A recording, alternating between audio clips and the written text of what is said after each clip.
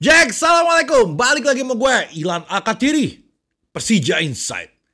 Laga home, sapu bersih, 9 poin. Ya salam, luar biasa.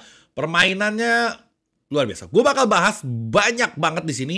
Ini kayaknya konten yang akan panjang banget. Mungkin ini yang paling panjang yang pernah gue rangkum. Jadi gue akan bahas Sintayong sama Thomas Doll juga lagi panas, lagi saling lempar ucapan. Terus gue akan bahas statistik pertandingan kemarin yang ini di luar nalar. Nggak pernah ada kejadian seperti ini di sepak bola Indonesia. Wih, gila ini. Dan ada beberapa hal yang gue mau bahas tentang pemanggilan timnas. Banyak banget. Jadi lo kali ini gue mau menyarankan untuk jangan nggak ada tembok di belakang. Lo mesti ada tembok nyender. Paling nggak lo pakai kursi yang ada senderannya. Kalau nggak pegal, ini pembahasannya karena tegang. Urat lo akan tegang. Wah, punggung lo bakal sakit. Jadi mendingan lo siapin kopi, nyender dulu.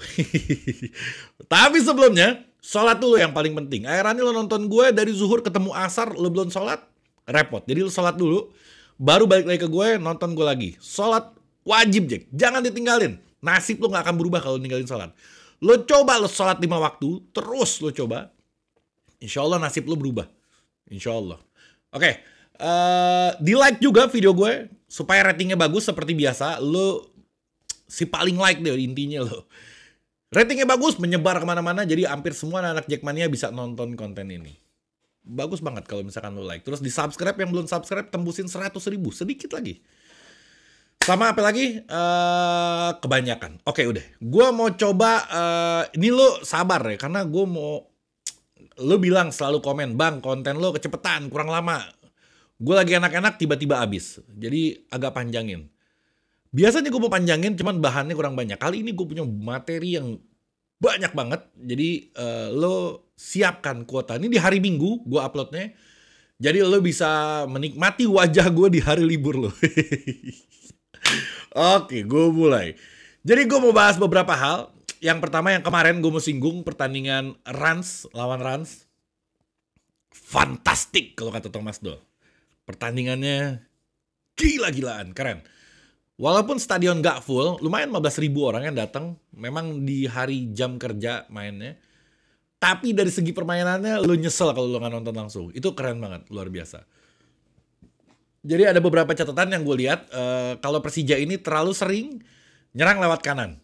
Rico Rio, terlalu sering. Jarang banget ke kiri, kalaupun kanan udah mentok, baru dilempar ke kiri. Jadi keseringan lewat kanan. Selalu seperti itu di setiap pertandingan. Makanya Witan Sulaiman dibeli. Baby Shark yang kemarin foto bareng sama Babah Shark gue. Gue posting di Instagram, gue posting di YouTube juga, kan ada community-nya tuh. Foto gue sama Witan, gue ketemu sama Witan. Ntar gue mau bahas sama Witan ketemunya. Sekarang gue mau bahasin dulu. Jadi Witan datang ke Persija ini untuk mengisi sisi kiri. Mungkin ya, pengamatan gue seperti itu. Jadi Rico tetap di kanan, Witan yang akan di kiri. Jadi tektok kanan kiri. Gila bayangin, dari kanan aja digempur, pusing setengah mati musuh kita. Apalagi dari sebelah kiri juga ngegempur. Sebenarnya kita juga sekarang ada Firza Andika, tapi kalau Witan lebih gila lagi pastinya. Bisa jadi juga Witan di kanan, Rico yang agak mundur gantiin peranan Rio Fahmi. Tapi Rio Fahmi bagus banget kemarin mainnya. Jadi banyak opsi. Ini sebenarnya kalau lo telek-telek ya, tim kita ini gila loh. Pemain inti sama cadangannya sekarang kualitasnya mirip-mirip, bagus. Ini tim bagus banget. Jadi kita kalau misalkan untuk juara sangat layak.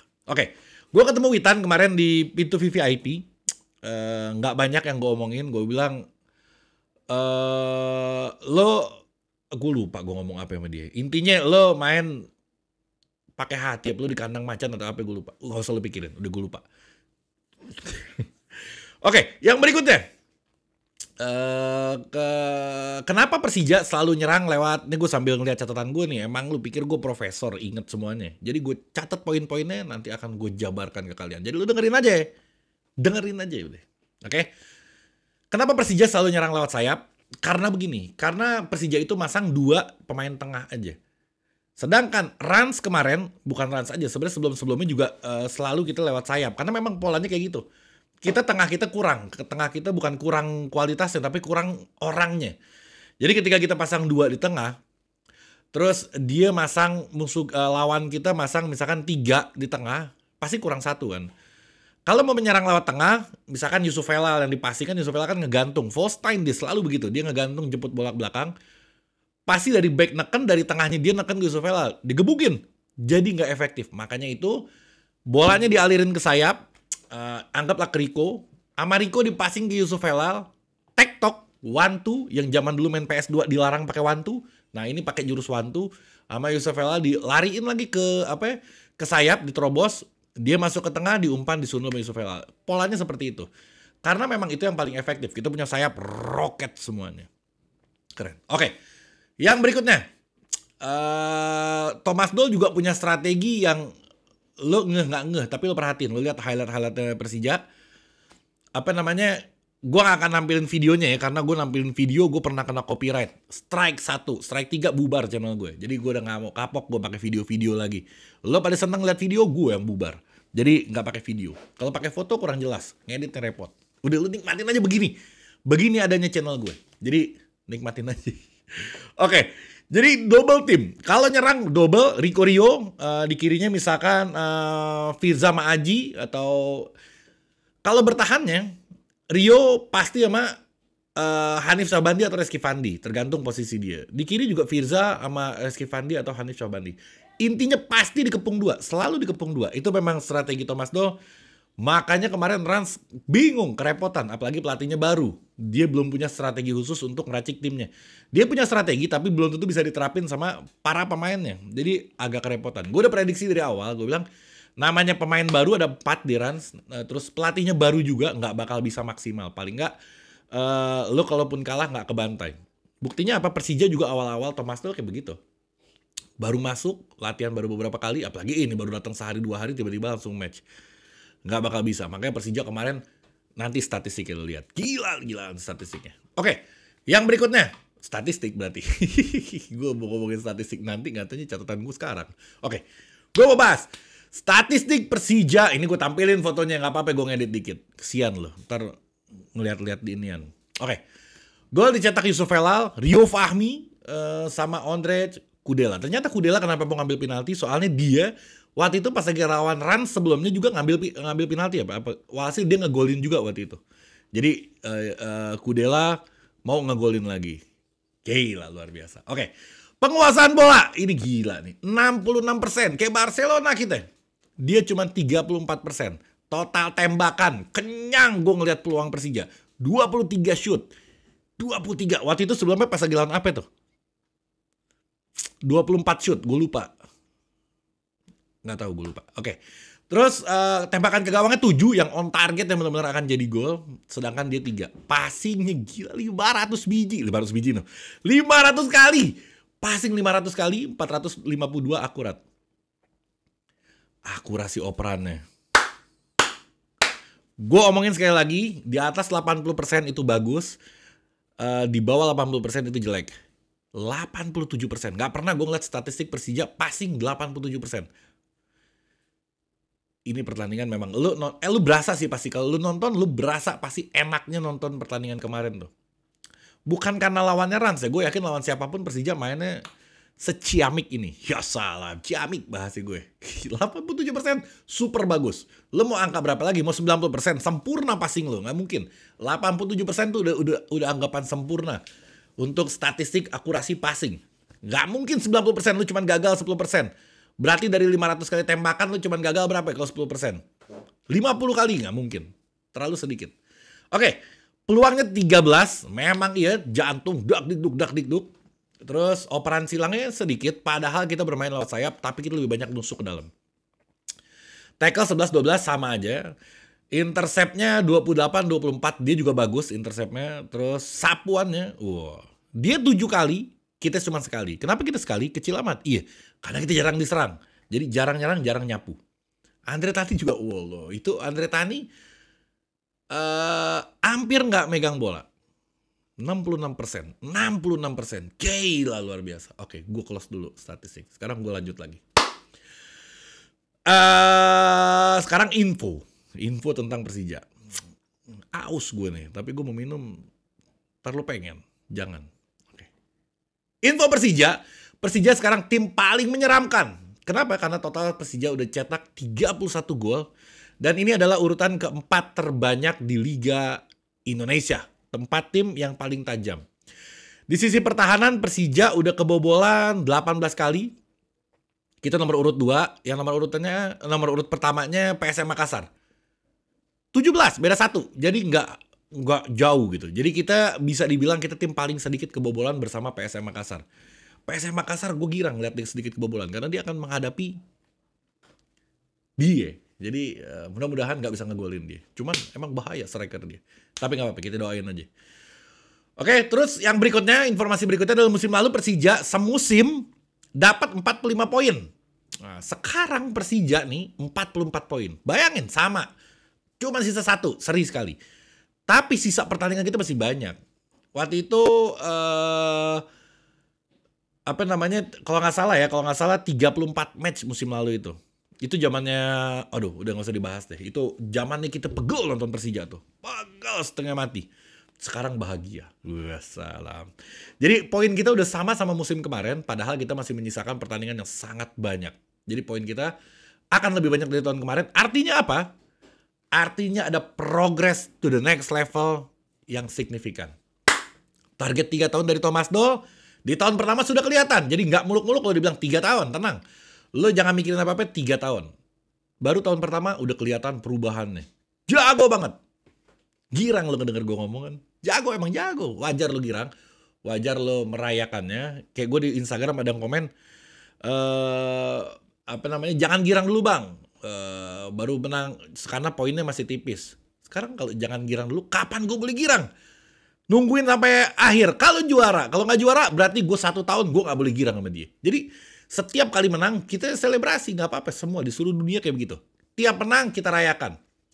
Beres rayakannya jangan terlalu panjang emang. Beres rayakannya fokus ke pertandingan lagi. Kalau kalah kita sedih, kalau menang kita rayain lagi.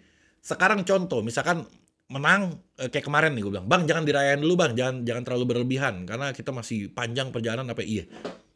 Tiba-tiba gue nggak boleh ngerayain, tiap menang gue diem lagi. Toto nggak juara, mampus tuh 1 tahun gue nggak boleh girang. Ini orang kadang suka aneh-aneh aja. Apalagi ntar ada kalimat dari tetangga yang bikin gue dari kesel sampai ketawa. Nanti gue akan kasih tau ke lo kalimatnya apa. Aneh gue, over proud, terlalu bangga. Wajar sih, gue juga terlalu bangga sama tim gue. Nggak apa-apa, boleh. Oke, terus apa lagi? Kenapa musim ini bisa lebih bagus daripada musim kemarin? Selain efek Thomas Doll, materi pemain juga bagus. Emang bagus materi pemainnya. Dari belakang, Andre Tani. Gue sebutin namanya merinding loh. Ferrari, Kudi Kudela, Hansa Muyama. Kanannya Rio Fahmi. Hanif Reski Fandi. Firza Andika, ya salam, ini roket semuanya nih. Ada Rico, Kremencik, Yusuf Helal. Gila, wajar kita jago. Tapi pemain jago kalau pelatih nggak jago, sama aja bohong. Begitupun pemain jelek kalau pelatih jago, sama aja bohong. Jadi ini harus dikombinasi yang secara utuh. Pemain bagus, pelatih pun harus bagus. Itulah Persija sekarang. Ya salam. Girang lo pasti nonton gue nih. Gue aja girang ngebawain nih. Gue pas lagi nulis tadi girang gue. Lo juga pasti girang. Lagi nyender. Nganga lo. Mingkem. Ya salam. Oke. Jadi kalaupun ya. Ini kita bicara naudzubillah ini. Kalau misalkan sampai terjadi. Allah ya'fad. Jauhin ya Allah. Jangan sampai. Kalau sampai Persija gak juara. Kalau sampai ini. Tapi jangan. Gak ada yang doa kayak gitu. Kalau sampai Persija nggak juara, kita nggak jelek, kita tetap bagus, ngerti gak lo? Kalau juara kita layak, kalau nggak juara kita tuh bukan jelek. Intinya itu, lu jangan sedih jadi. Karena tim lain lebih bagus duluan. Kenapa gue bilang begitu? Karena Thomas Doll pas awal datang di hampir 4-5 pertandingan awal itu memang Persija setengah mati mau ngegolin, mau menangnya itu agak susah memang. Karena apa? Karena efek baru kayak Rans kemarin, pelatih baru, pemain baru, gimana lo mau bisa main? Gak bisa. Thomas Doll gitu. Baru ngelatih Persija, baru datang, baru ikut di kompetisi, ada 4 pemain asing yang gak pernah main di Liga Indonesia. Jadi awalnya kita terseok-seok. Kalau dari awal kita udah kayak gini, tinggalin sama kita semua tuh. Cuman dari awal sayangnya kita nggak seperti ini. Kita terseok-seok di awal. Makanya itu poinnya sekarang bersaing sama saingan-saingan kita. Oke, gue lanjutin lagi.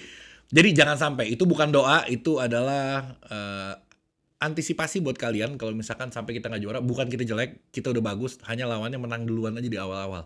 Tapi gue yakin banget, ini gue balik, jadi hati lo udah sedih, gue girangin lagi. Gue yakin banget kalau kita layak untuk juara, dan kita yakin gue. Insya Allah, gue gak mau ngedahuluin Allah, tapi kenapa gue feeling gue kayaknya tuh gue udah ngebayang-bayang kalau kita ngerayain gelar juara. Gak tahu kenapa itu. Jadi mudah-mudahan, harapan, bukan takabur, tapi harapan. Kayaknya insya Allah kita juara. Cukup ah. Nanti lo keburu girang dari sekarang. Terus, bentar, gue lihat lu catatan gue. Kalaupun udah, oke, pertandingan kemarin, loncat lagi ke belakang, pertandingan kemarin lawan Rans, buat gue pribadi, perfecto, pertandingan yang luar biasa bagus, tapi nggak menurut Thomas Doll. Ya salam, ini pelatih maunya apa? Kata Thomas Doll, kurang bagus, gila kalau. Baru ada pelatih benang ngomong kurang bagus. Ini karena standar dia nih jauh di langit. Kalau gue menang gue girang. Kalau dia menang belum tentu girang. Kenapa ya? Nah ini dia. Tar, mana tuh catatan gue tuh? Menurut Doll dia bilang karena kita harusnya udah bisa mengakhiri di babak pertama. Yang artinya kita udah bisa cetak 3-4 gol sebenarnya di babak pertama, yang artinya selesai pertandingan Ranse udah akan nyerah secara bahasa. Maksudnya kalau lu 4 gol di babak 1, babak 2 ya lu santai udah mau ngapain lagi, lu udah anggapannya lu menang. Itu menurut Thomas Doll. Dia bilang harusnya kita sudah menang di babak pertama, terus pemain Persija sempat kehilangan fokus selama 10-15 menit. Bayangin lu, 10-15 menit dihitung sama dia, kehilangan fokusnya. Pantes Persija jago sekarang kalau kita punya pelatih kayak model begini. 10-15 menit jadi catatan dia untuk, lu bayangin ya, dia lagi main nih 90 menit. Ada 10-15 menit dia ngeh kalau Persija kurang konsentrasi, dicatat sama dia. Dia gak girang karena itu. Bayangin loh, makanya jago pemain Persija sekarang. Karena pelatihnya super jago. Oke. Terus Doll ditanya, ini dia nih, gue mau lompat ke tetangga sebelah. Tetangganya jauh padahal. Doll ditanya tentang peluang tim rival kita. Gue mau ngomong namanya, lo tahu namanya siapa ya? Gue mau ngomong namanya, tapi kolom komentar gue bingung ya kenapa ya.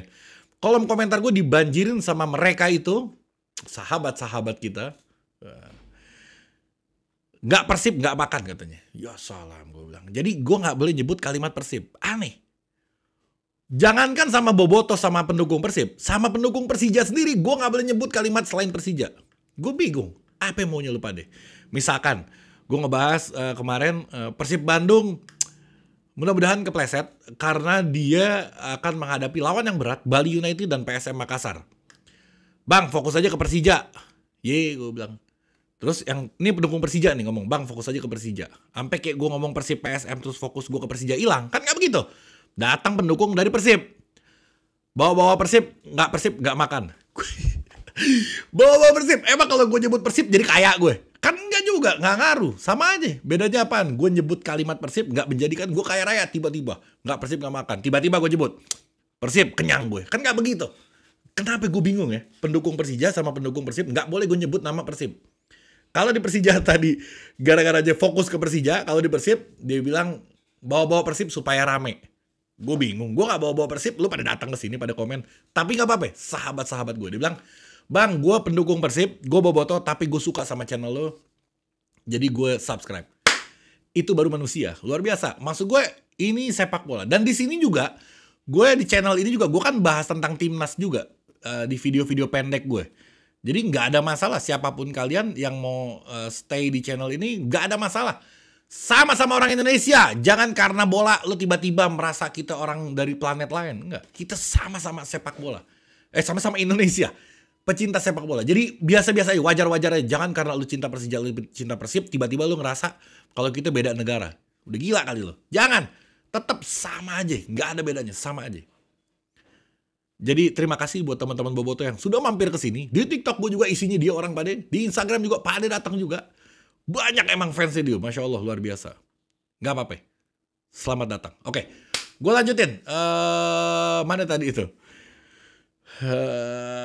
Kata Thomas Doll, gue lupa. Untung gue catat tuh. Dibilang ditanya peluang tim Persib untuk merebut gelar peringkat satunya. Kata Thomas Doll, gue nggak bisa ngomentarin yang bukan di tangan gue. Jadi gue pikirin yang gue pegang aja. Maksudnya Persija. Jadi gue nggak bisa mikirin yang gue nggak handle. Jadi yang penting dia bilang kita jalanin aja. Nggak penting posisi di klasemen, yang penting permainan kita. Lu gila, lu baru lagi aja nih pelatih kayak gini nih. Antik Thomas Doll.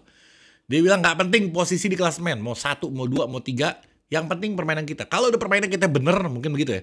Kalau permainan kita udah bener, otomatis peringkat kita bakal bener juga. Mungkin begitu. Rata-rata manusia di seluruh antero Konoha ini mikirin klasemen, kalau dia nggak main bener. Agak aneh memang. Tapi memang dia dari negaranya sepak bola. Jadi kita yang harus ikutin dia. Bukan dia ikutin kita. Ngaco nanti. Oke. Terus ditanya lagi. Ini. Aduh gue udah kepanjangan nih kontennya. Kayaknya ntar yang apa ya. Yang STY. Gak apa-apa gue bahas.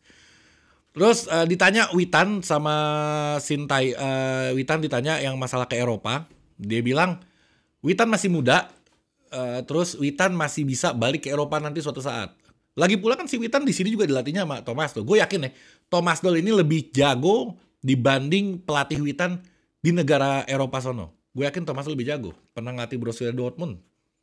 Jadi gue rasa Thomas Doll lebih jago dari pelatihnya. Jadi kalau misalkan Witan kesini, sama aja rasa Eropa. Persija udah rasa Eropa sekarang. Level kita udah mau ke Asia, insya Allah. Oke. Terus tentang pemanggilan. Oh enggak, sorry.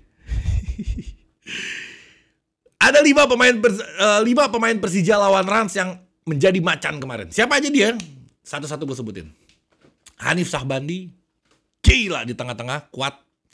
Ada Kudela, kokoh banget, semangat tinggi. Terus ada Rico Simanjuntak, jangan lo bahas, selesai buat dia, udah terlalu bagus. Yusuf Helal sama Rio Fahmi. Ini 5 orang yang menjadi macan kemarin di pertandingan melawan Rans. Itu catatan untuk 5 pemainnya. Sekarang untuk ST dan Thomas Doll, ini yang bikin gregetan gue nih. Nggak apa-apa, gue bahas kalian di sini. Ini kayaknya bisa sampai setengah jam nih, tapi nggak apa-apa. Gue tadinya mau gue pisahin, cuman kepalang tanggung gue bilang di awal gue mau bahas ST Doll. Akhirnya lo ngambek sama gue. Oke. Sekarang awal kasusnya ada pemanggilan pemain ke timnas sekitar 9 pemain dari Persija. Siapa aja dia? Dia adalah Cahya Supriyadi, Muhammad Ferrari, Alfrianto Nikaniko, Naki-Naki, Ginanjar Wahyu, Doni Tripamungkas, Frankie Mama Miyamisa, Barnabas Sobor, puja kita tapi nggak pernah ngerasain karena pindah sono, dipanggil sono. Nggak apa-apa. Ada Reza Aditya, ada Ahmad Maulana Syarif. Tapi Thomas Doll belum mau ngasih pemain-pemain ini. Karena apa? Karena pemain ini sebenarnya kepake di tim intinya Persija. Jadi Thomas Doll belum mau menyerahkan dia. Ngambek pelatih timnas STY. Gue nggak ngebela salah satu pihak ya. Gue berada di keduanya. Gue suka Persija, gue suka timnas Indonesia. Jadi gue nggak mau memihak salah satu, tapi gue mau menyampaikan apa yang terjadi aja dan nanti gue mau kasih solusinya. Oke. Terus STY kata STY kemarin dapat kabar dari Persib akan melepas pemain dan sudah dijanjikan juga Persib mau ngirim pemainnya. Tinggal Persija aja nanti karena ini akan ada turnamen di bulan Maret, tanggal 1 Maret ya, ada Piala Asia U20. Saya minta tolong segera gabung. Sampai minta tolong dia si ST, kesian juga sih. Emang gue ngebayangin sih ketika dia mau ngelatih tim tapi pemainnya nggak ada, mau menghadapi pertandingan yang gede Piala Asia U20, memang dia pasti pusing 7 keliling ya. Memang harusnya Thomas Doll, gue jadi bingung ya. Udah gak usah dibahas. Intinya gue di dua belah pihak. Jangan sudutin gue ke salah satu pihak. Oke. Terus saya mengerti pihak atau klub seperti apa, tapi mohon pengertiannya dari klub, kata Sintayong, agar melepas pemainnya. Udah minta tolong, memohon. Doll awalnya kritik. Awal-awal kasus mulainya emang Doll yang mulai nih. Dia bilang, TC-nya yang terlalu lama, tanggal 1 Maret pertandingannya, tapi TC-nya tanggal 1 Februari. Sebulan dia mesti latihan di sana, sedangkan sebulan ini akan menjalani pertandingan yang banyak banget untuk timnya masing-masing. Jadi kata Dol, itu terlalu lama. Terus dibilang kayak gini, itu kurang bagus karena kemampuan pemain akan lebih meningkat ketika ada di klub, bukan di latihan dengan TC. Di klub itu akan lebih meningkat permainannya, menurut Thomas Doll. Disindir sama Thomas Doll, dia bilang mungkin pelatih timnas nggak paham bola. Doll ngomong kayak gitu. Gahar dia. Sintayong gahar. Waduh, dia bilang, gue dibilang gak ngerti bola. Terus kata Sintayong kayak gini, kalau misalkan dia nggak paham sepak bola, kenapa bisa sampai mempunyai catatan sebagai pelatih timnas Korea di Piala Dunia? Ya salam, sombong. Tapi benar, dia pelatih Korea di Piala Dunia. Mau sombong, tapi benar. Memang ini kedua pelatih yang kualitasnya luar biasa. Cuman memang gue agak aneh ya, di negeri ini nih, pelatih tuh bisa ngelatih senior 20, 23, 20, semua. Pasti pusing kepalanya. Harusnya masing-masing. Kayak sekarang akhirnya diserahin ke Indra Safri kalau nggak salah. Untuk yang berapa? U23 apa berapa gitu. Oke. Terus kalau dibilang gini, kalau saya tidak tahu tentang bola, bagaimana saya jadi pelatih di Piala Dunia dan bagaimana saya bisa jadi pelatih di Timnas Indonesia juga. Dia bilang, Thomas Doll harusnya jaga bicaranya katanya. Ini mulai agak panas nih. Tapi Doll udah kirim 4 pemain sebenarnya. Itu ada siapa aja? Ada Frankie Misa, Barnabas Sobor, Ahmad Maulana Syarif, sama Reza Aditya Nugraha. Udah berangkat ke timnas. Udah TC. Hanya sisanya aja yang karena kita masih pakai banget di orang. Oke, terus ada kalimat lagi. Ini seru nih. Berantem apa deh? Nggak berantem sih. Memang benar kata pelatih Persija kalau Liga 1 ini levelnya sangat tinggi, kata si Sintayong. Tetapi yang tidak seperti itu saat ini karena ada kekurangan juga, tetapi ya tidak seperti itu, maksudnya gitu. Ini gue kalau baca agak susah, mendingan gue hafalin. Karena di tim ini masih ada kekurangan juga, jadi dia timnas masih ada kekurangan pemain. Dia butuh banget, karena kita Persija ini tim yang paling banyak nyumbang pemain ke timnas, 9 orang. Gila, 9 orang hampir satu tim. Persija aja yang main, jangan timnas kalian. Hampir satu tim, 9 orang, banyak banget. Oke, ini apa? Ini harus dicari solusinya. Menurut gue harusnya duduk bareng. Oke. Doll sama Sintayong duduk bareng, ngobrol maunya gimana, terus tim lain juga yang pemainnya diambilin, ngobrol maunya kayak apa, skemanya seperti apa supaya keduanya nggak keganggu. Harusnya kayak gitu. Sampai sekarang masalahnya tim pelatih Sintayong ini nggak pernah komunikasi sama pemain, sama pelatih klub sama sekali. Sama si Thomas Doll nggak pernah komunikasi, sama pelatih-pelatih yang lain nggak pernah komunikasi. Jadi ada rasa gahar. Ini orang kan orang-orang besar semua. Kalau misalkan dianggap diremehin begitu, tiba-tiba datang dicomot gitu, dia agak kesinggung. Makanya ini mungkin ditahan-tahan salah satunya. Lo sih gak ngobrol sama gue, ngobrol dong. Mungkin begitu. Jadi harusnya ada komunikasi lah. Biar gimana juga kan si pelatih timnas harus nanya gimana perkembangan pemain yang bakal gue pakai, gimana itu. Harusnya ada kayak gitu. Jadi dia bisa dapat banyak masukan si Sintayong dari pelatih yang tiap hari ngadepin pemain itu. Harusnya ngobrol. Jadi ngobrol lah. Jangan masing-masing saling ngelontar pendapat. Ngobrol aja, ketemu. Ntar juga akrab lo pada lo. Oke. Terus latihan di klub, permainannya juga udah sesuai yang diharapkan. Kayak gini, maksud gue kalau misalkan, maksud Doll nih, kalau pemain Persija yang mau dipanggil timnas ini latihan di klub, sama gue juga jago ngelatihnya. Tenang, lu jangan khawatir, karena yang gue latih juga, ini anak bakal jadi bagus. Nanti lu terima matang aja gue kasih. Mungkin masuknya gitu. Jangan tiba-tiba nggak ngomong, nggak pamit, nggak apa, lo ambil, bawa ke timnas, ya nggak? Beres, makanya balikin lagi. Udah beres gue. Nggak makasih, nggak apa. Maksud makasih Thomas Doll mungkin kayak gitu. Kayak misalkan kayak gini. Lo jajal ya.